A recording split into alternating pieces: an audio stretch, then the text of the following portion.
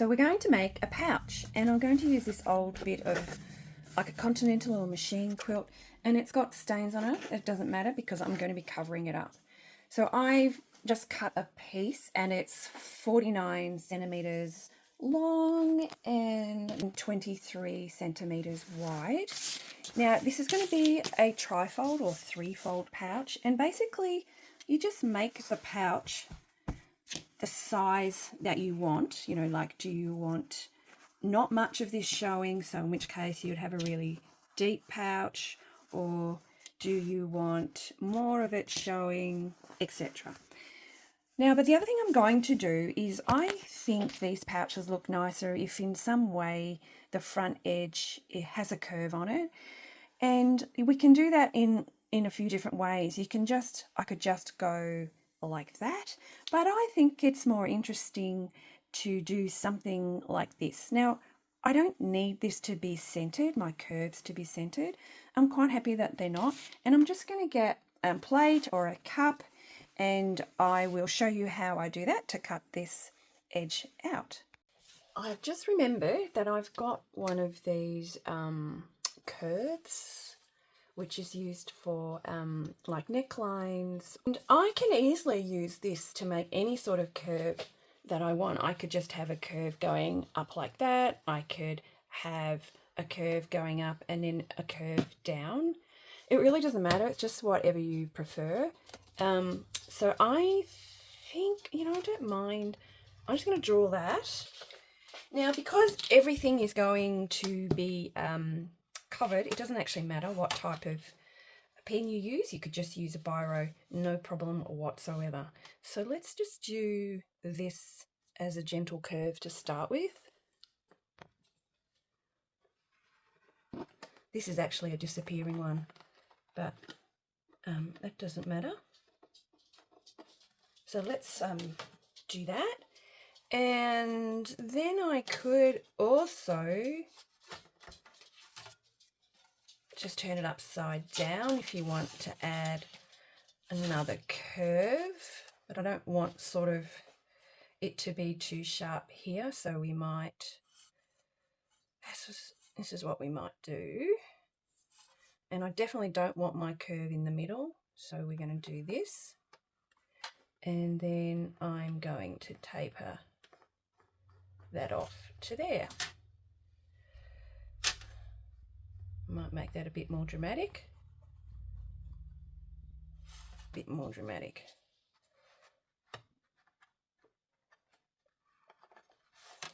This is the pouch that I've trimmed to make a curve, serged all the way around, given it a quick iron. There you can see all the stains. Here are the fabrics I've chosen, and I've gone for sort of contrasting colours, the sort of pink with, I don't know, teal blues.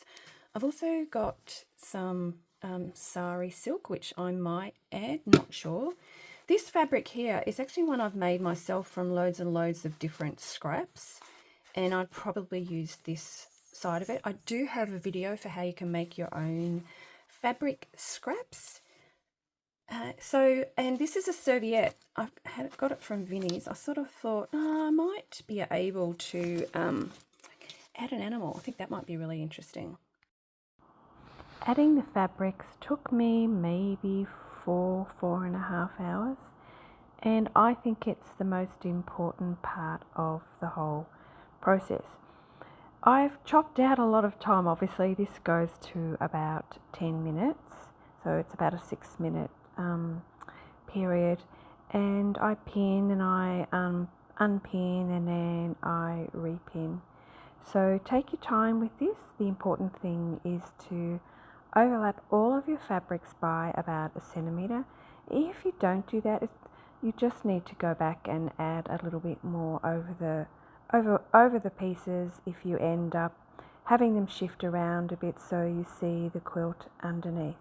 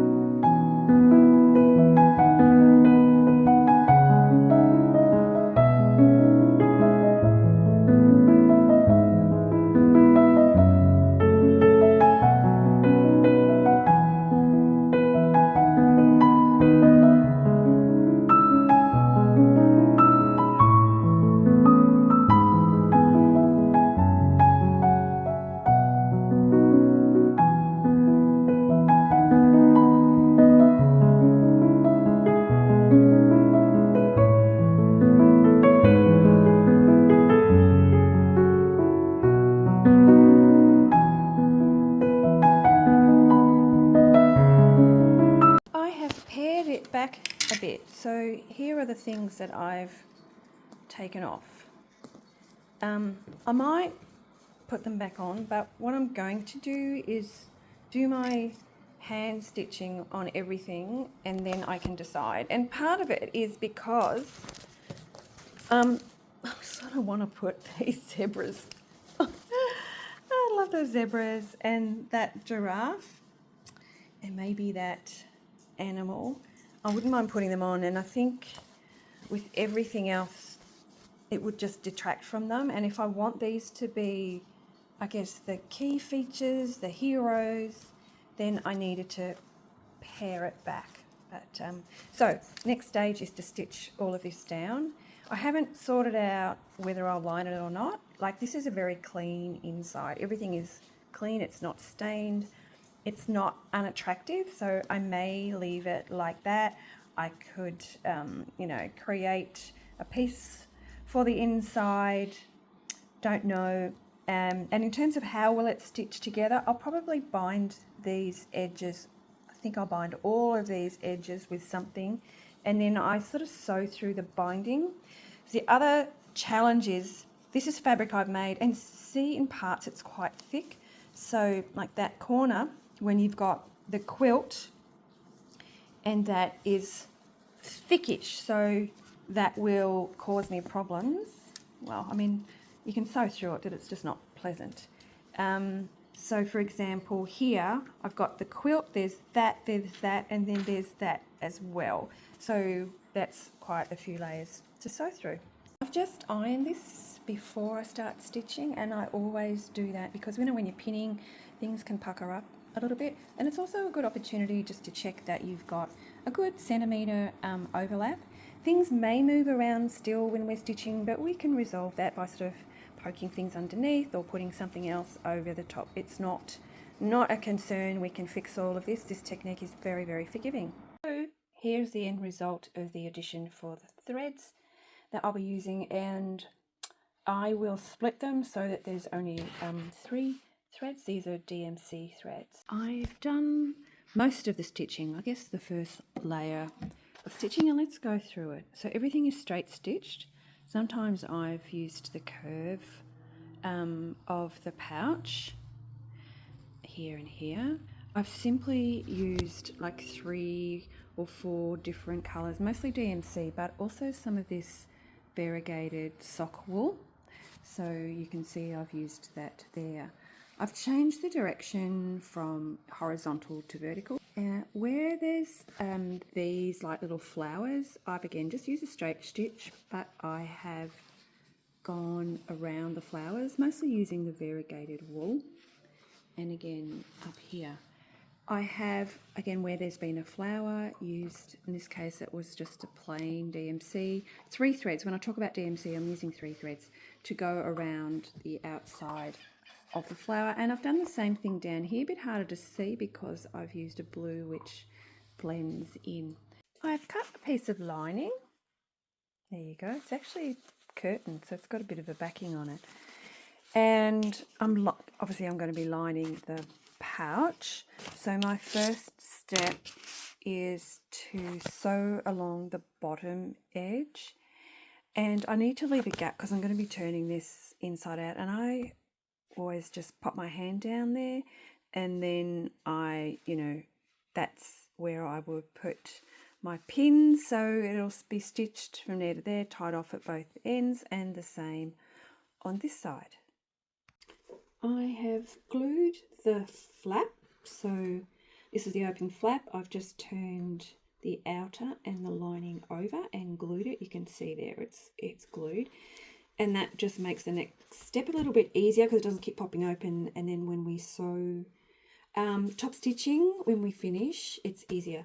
Now the challenge I have is I've got a thickish pouch, and that makes folding harder. If you've got too thin fabrics, you can get really nice crisp lines. So to help me, I've just put a couple of wonder clips on the lining and the outer of the pouch just to hold it flat. And then my next step is, to when I've clipped it, what I'm going to do is fold over, so you can see. So I simply fold over, so picking up both pieces, the pouch and the lining, so that I've got the good sides of the pouch together. Then I've got, that's the top side of my lining, and then I bring up ultimately what's going to be the top bit of my lining, and you need to line that up with your pouch, your good side of the pouch. Now this is where having these clips has helped me keep this flat. So what you've got is lining, and then so lining, good side lining, good side lining, good side pouch, good side pouch. So what you want to do is make sure that your tops match. Now this is a little bit harder because I haven't done as a straight edge, and I'm going to pin those. And we will be sewing, and I'll show you exactly where we're going to sew. We will be sewing across the top of the pouch and along both sides. We will not be sewing this edge here. So see, you've got this like double folded edge.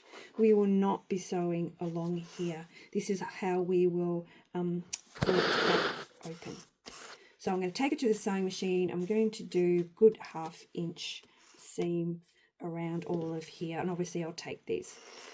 I'll just re-clip that there.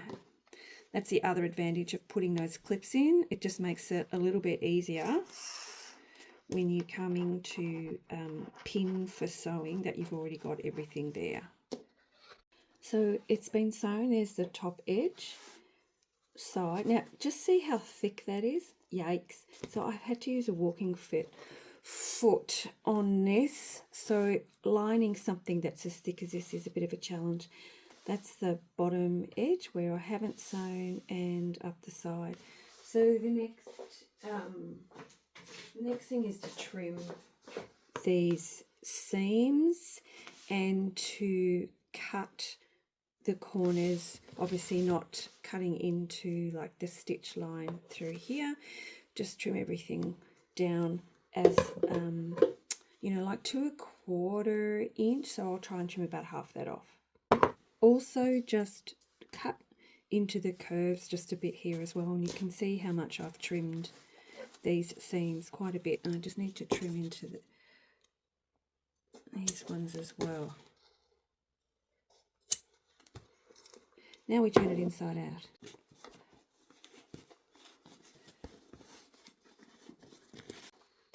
Well, this is all sewn together. Here's our gap that we still need to sew up. So that's the, there it is there. Now you could top stitch all of this, but you'll sort of need a machine that you can get access to easily if you want to go all the way around the sides, which I don't. So all I'm going to do, I think, is just stitch across here. Even if you didn't want to stitch across here, you could just hand stitch. Actually, I'm just going to hand stitch these two that I've glued back together, and I'm not going to top stitch this at all, because I'm still going to add some more sort of decorations to it. So I'll just stitch this together, and then I will add the rest of my decorations. I have just sewn this up. It needs an iron. And now what I'm going to do is I'm going to add some more applique, like got a giraffe, got some zebras, some sort of antelope, and this nylon, and a couple of flowers as well. So we will now play with those. Everything is just hand stitched on, so nothing's been stitched down with a machine. Here's the inside. This one doesn't need a clasp because there's some weight in it. It just seems to sit down quite nicely.